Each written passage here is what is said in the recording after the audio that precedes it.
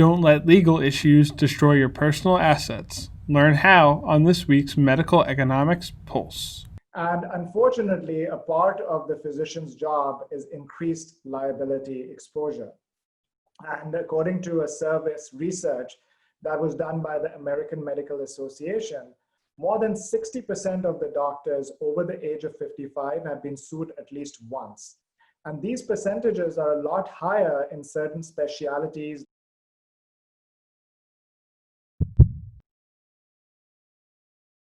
Physicians must remain constantly vigilant for risks that could lead to a lawsuit, all while ensuring their personal assets are protected from an adverse outcome.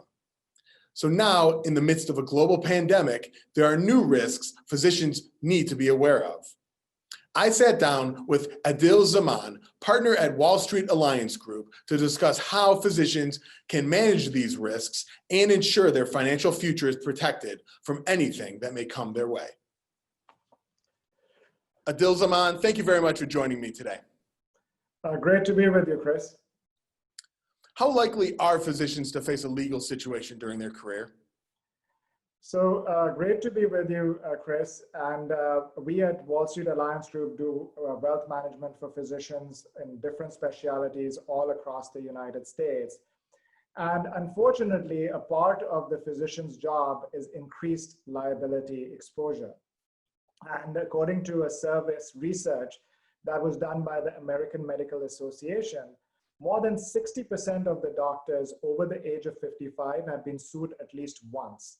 And these percentages are a lot higher in certain specialties like OBGYNs and surgeons. So in our experience, asset protection for physician in this day and age is extremely important. What we also see a lot of times happen is that for a physician, when a liability issue occurs, that's when they start to take measures to protect their assets. And invariably, Chris, by that time, it's almost always too late. So in our experience, asset protection strategies work best when they're done preemptively. And obviously, there's a huge situation in the world right now with COVID-19, and it's going to have some impact on the risks to physicians. Can you talk a little bit about how COVID-19 has affected the liability situation for doctors? So Chris, COVID-19 has had a significant impact on liability for physicians. And it is very ironic that these physicians who are on the front lines of this war against COVID-19 for us are also the ones that are suffering a great deal when it comes to liability issues. We have a client who's an infectious disease doctor in California, and his story is very similar to that of many of our other clients. He's 62 years old, he's got 2 young children at home, he's working 14, 15 hours a day, Chris, treating COVID-19 patients. And what physicians like this are coming up to us and they're saying is that I'm treating a virus for which the medical understanding is literally changing on a daily basis. And there have been a lot of deaths. And right now, I'm being hailed as a hero. But 1 year down the road, I could be considered a villain where I could be facing potential lawsuits from patients or patients' family members for wrongful treatment. And if that were to happen, are my personal assets for my family protected? And Chris, what we're also seeing is that these physician practices share the same concerns that a hotel owner or a restaurant owner share, where they are afraid that they might get sued by patients who might claim that they contracted the virus while coming to see the doctor at their practice. So we believe that it is very important that in the second relief package, whenever that comes out, liability protection is provided to the physicians. Because if they are not, Chris, I'm telling you, a lot of these physician practices are going to shut down, and that's going to have a detrimental impact, not only on the economy, but it'll have a detrimental impact on the whole society where we will have less doctors. Let's get you obviously got into one of the risks there for physicians, but let's break down a little bit. What are some of the specific risks that physicians need to watch out for? Great question, Chris. So, the biggest issue that we see that physicians are facing is that a lot of times they leave a lot of their assets exposed to litigation. So, for example, a physician may have a bank account in which they have a large amount of cash, which is in their individual name, or a brokerage account, which is also in their individual name. And what is important to understand is that those assets are exposed in terms of litigation.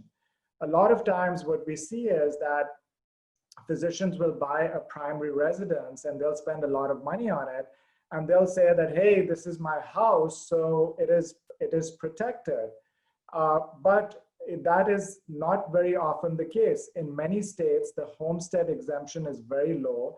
And in some states, the homestead exemption is non-existent. So it becomes, and what we are also seeing, Chris, more and more is that a lot of the attorneys are taking on cases on a contingency fee basis, meaning that they would only get paid if they win the lawsuit. So, with that, if they see a physician and their assets are completely exposed, that becomes a prime target. On the other hand, if there's a physician that has assets in places where it cannot be touched, then that in itself becomes a deterrent. So this is a common mistake we see that physicians can easily address. Well, let's talk about how to address these issues. What can physicians do to protect themselves from leaving their personal assets at risk from liability? So, Chris, what they can do is that every state is different, and rules in different states affect physicians differently. But generally speaking, I would say that a few rules of thumb. So rather than keeping your assets in your individual name in a bank account or in a brokerage account, if you have the same assets, let's say in a retirement account, there's an element of asset protection there. Similarly, if you're saving for your children's education, if you have those assets in your individual name, they are exposed. But if you have them in a college 529, in many states, there's an element of asset protection there. What we also see, Chris, is that many physicians have rental properties.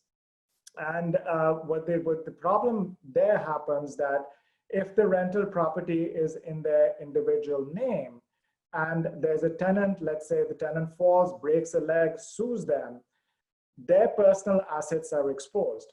On the other hand, if they have the same rental property under an LLC which they control, now if the tenant falls, sues them, their personal assets are off limit and their liability is limited to whatever is inside the LLC.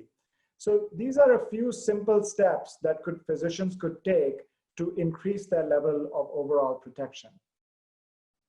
All right, let's get into some of the specific asset protection strategies that physicians can maybe explore to help protect themselves. Can you break down some of the strategies that are out there? Sure.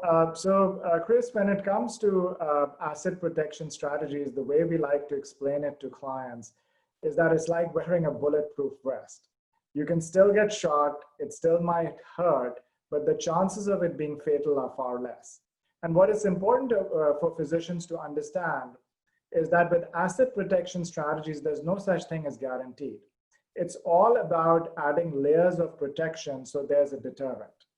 And every individual situation is unique, but just in general terms to speak about some of the strategies we like. So for example, a Nevada Asset Protection Trust, which is an irrevocable trust where the grantor can also be a permissible beneficiary as long as you have a Nevada-based administrative trustee, or a spousal access trust, where you move the assets into an irrevocable trust for the benefit of the spouse who has less chances of litigation. So those assets get a protection, but you maintain indirect access through unlimited spousal gifts.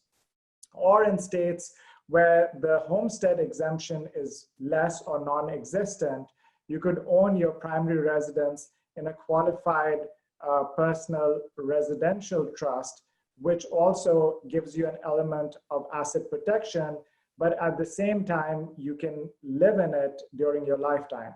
So the important takeaway over here, Chris, is that when it comes to advanced asset protection strategies, there are plenty of options for physicians to look into. Great. In terms of personal finance, obviously physicians get a later start in their career. They often come out of medical school with a lot of debt. What should physicians be looking at to grow their wealth, prepare themselves and their families for retirement, and provide something for their children and the next generation? A great question again, Chris. So we believe that what we are seeing in our dealings with physicians is that their number one concern is taxes. And how do we save money in taxes? And we find that retirement plans are a very efficient, clean vehicle to achieve tax saving. Now, there are a number of different types of retirement plans, but just to give you an example of how a defined benefit plan works. So if you're a 55-year-old self-employed physician, let's say you're making about $300,000 in W-2 income every year, you could put away about $200,000 in a defined benefit plan, and that is completely tax deductible. So assuming about a 40% tax bracket, that would mean a tax saving of about $80,000 a year. On top of that, there is an element of asset protection on the assets that are inside the defined benefit plan. So through one vehicle, one strategy, you're achieving tax saving, you're achieving retirement saving, and you're achieving asset protection. So this makes it a very viable strategy for many physicians to take into consideration. Is there anything about asset protection or retirement savings or sort of just like personal finance in general for physicians that we haven't discussed that you think it's important for physicians to know about? Sure. So a lot of physicians, Chris, are now coming up to us and they're saying that every day of my life, I'm taking a health risk because I'm exposed to COVID-19 patients. Every day of my life, unfortunately, I'm seeing patients perish, I'm seeing my colleagues die. And if something were to happen to me, are my family members going to be taken care of? And what we are proactively doing for these physicians is we are working with them on estate planning strategies, setting up their wills, setting up their trust, making sure that they have adequate life insurance coverage. We have a client who is a pulmonologist, and he was working in the ICU treating COVID-19 cases. And then he himself was fighting for his life on the ventilator because he contracted the virus. Now, fortunately, we had his estate plan set up, so that's one less thing for his wife to worry about. But this speaks to a broader issue, where human life during the time of COVID-19 is more vulnerable than it has ever been before. And the question that all of us need to ask ourselves is that if tomorrow something were to happen to us, have we taken the necessary steps to make sure that our family is taken care of? Have we set up a will? Have we set up a trust? Have we set up the guardianship for our children? Do we have adequate life insurance? All these become extremely important considerations. Aadil Zaman, thank you very much for joining us today. I really appreciate it. Thank you. Great to be with you.